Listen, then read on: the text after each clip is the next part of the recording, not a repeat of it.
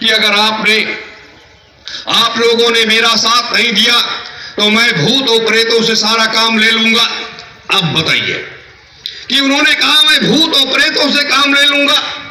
संत सम्राट जी ने कहा मैं पेड़ पौधे पशु पक्षियों से काम ले लूंगा। जितने भी जीवात्माएं यहां पर आई और जिन्होंने गलत काम किया वो यहीं फंस करके रह गई। वो अपने लोक को नहीं गई, अपने घर को नहीं गई, तो वो प्रेत हो गई।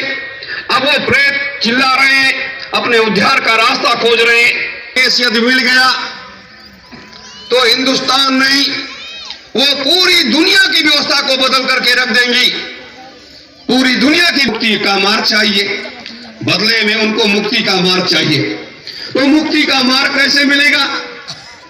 तो ये मुक्ति का मार्ग जो चौथा महायज्ञ की तैयारी हो रही है कर सकता है अपने से। दुनिया में ऐसा कोई वीर पैदा नहीं हुआ, ऐसा कोई सन्यासी पैदा नहीं हुआ कि जो कि चैलेंज कर सके कि हम इसके आगे जाएंगे। ये मृतलोक का एक दायरा है, ये एक इसकी परिधि है, ये इसकी परिधि है और इस परिधि के अंदर घुसने की ताकत की सारी आगे होने जा रहा है। ये चौथा महायज्ञ जो है एक नया इतिहास, एक नया ग्रंथ बनाने जा रहा है कि इस सृष्टि में जब से सृष्टि बनी, जब से इस मृतलोक की संरचना हुई, तब से जो प्रेत आत्माएं हो, चाहे जीवित रूप से वो मनुष्य के रूप में आज भी शक्तियां विद्यमान है, सबका उद्धार करने का ये चौथा महायज्ञ एक रास्ता है। सभी का उद्धार हो जाएगा और एकदम से यहाँ किसी प्रकार की कोई मृतलोक में अव्यवस्था नहीं होगी, कोई गलत काम नहीं होगा।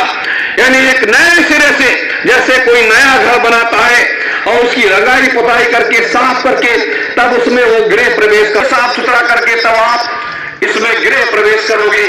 एक चौथा महायज्ञ, ये साफ सफाई करके तब आपको ये सतयुग का राज्य मिलेगा।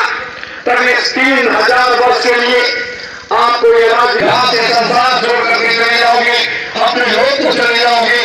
फिर संतयुग आएगा, जब संतों का युग आएगा तो वहां पर महात्माओं की जिम्मेदारी हो जाएगी।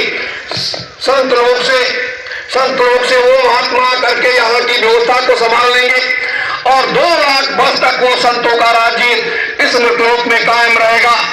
और संतों को चाहिए क्या की बात मैं नहीं करता, वो सब वो तो उनको फूस की झोपड़ी चाहिए और खाने के लिए सिर्फ एक समय उनको भोजन नमक और रोटी चाहिए और अपनी साधना की पूरी से, अपने श्वासों के बल से वो हमेशा हष्ट पुष्ट बने रहेंगे और इस देश और दुनिया की व्यवस्था को अमन चैन में कायम रखेंगे।